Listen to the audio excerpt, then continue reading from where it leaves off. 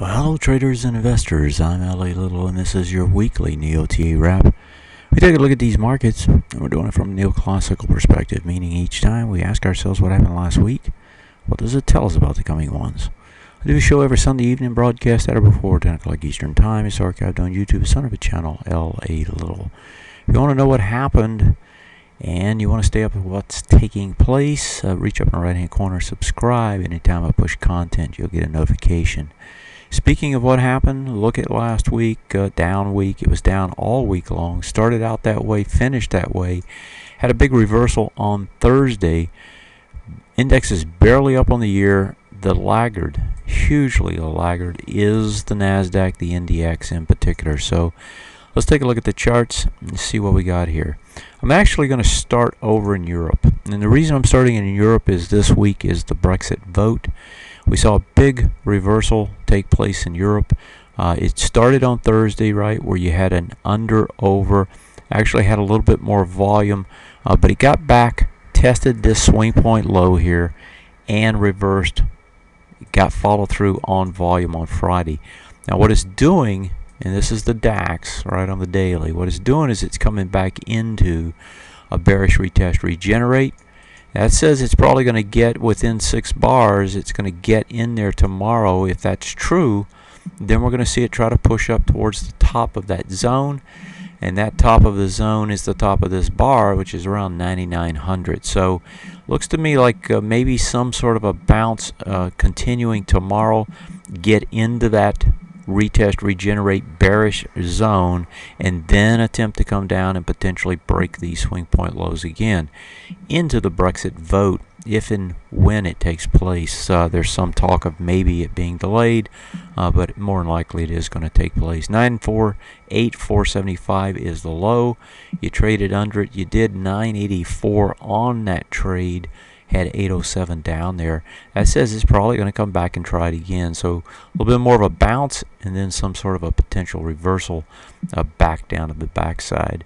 If we look at the weekly, right, take a look at the weekly here. On that one, you know, we've been talking about this high of the low, 9337, as being a target. It got as low as 9432, so it missed it by about 100 points. Doing about 5.3 on the way. You got 5.9 down there. Tested this low here as well. Tested it on volume as well. Again, the DAX suggesting that it is going to try and trade back down again sometime, probably soon, maybe this week. If we look at the CAX now, the CAX has been a lot weaker. The CAX actually blew under those lows on the daily. Got the same sort of pattern reversal that we saw on the DAX. Again, bearish retest regens are up here. Look for it to try and trade back up into those.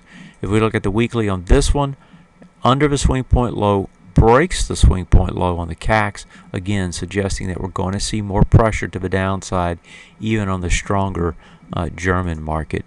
If we look over at the Swiss market, we've got the same sort of a pattern that was taking place elsewhere take place here. Big volume on Friday, and this one actually came back into that bearish retest regenerate zone, 7758.50.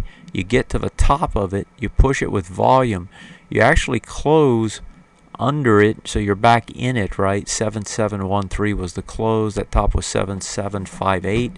So you go into it, you get over it, you have more volume. That's the one that's suggesting we're going to get more of a bounce, probably as early as tomorrow.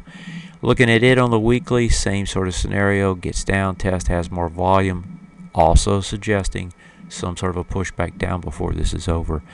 So the German, Swiss, French markets all suggesting a little bit more bounce potentially, and then some sort of downside still to take place. If we look over in Asia, Asia's scenario a little bit different, but just as weak, just weak in a different way. Let's look at, I want to go to the Nikkei, so the Japanese index to start with here.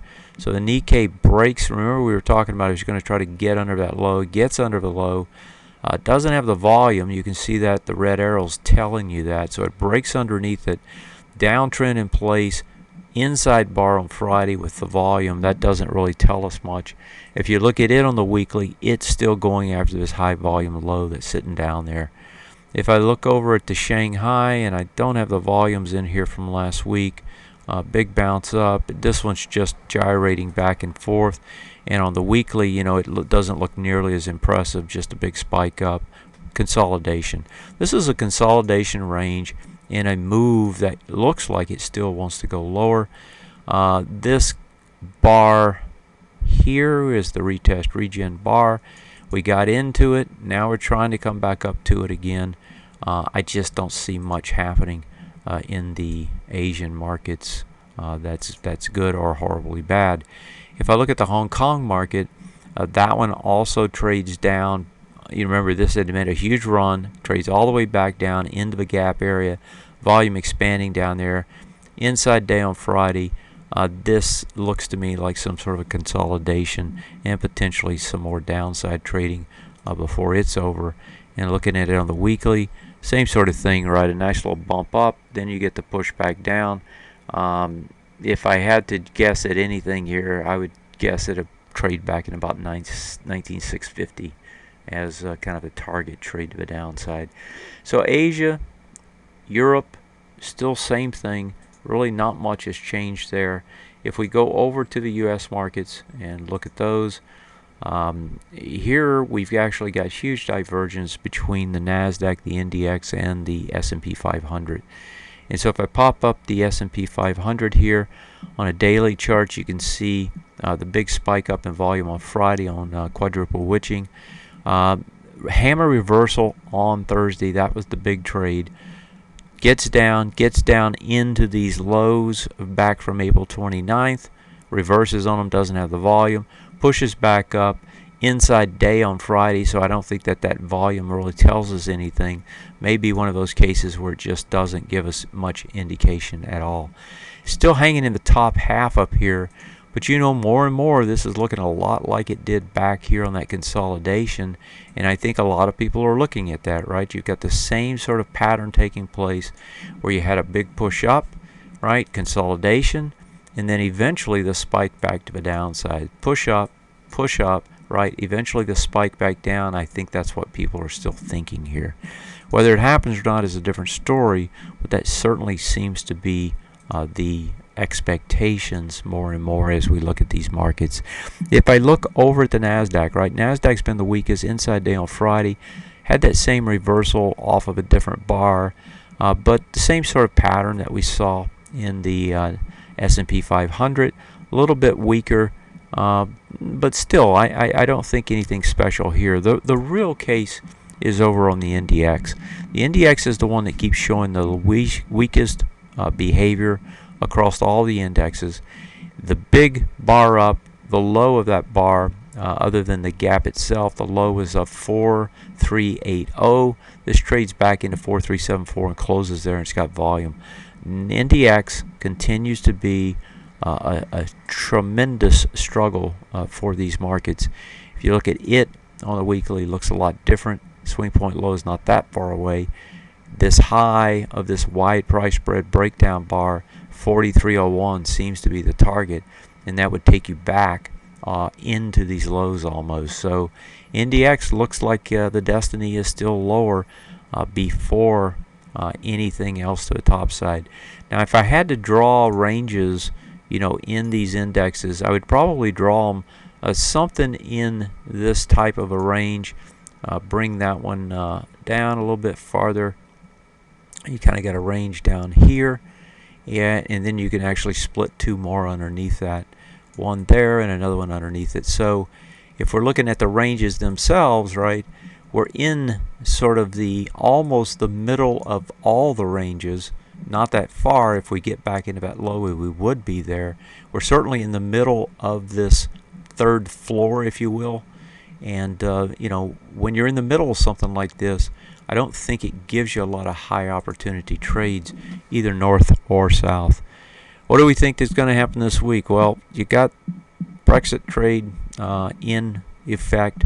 They began to discount that to some extent, certainly in Europe, more so than here. And Asia is still struggling with currency woes. Fed did nothing last week.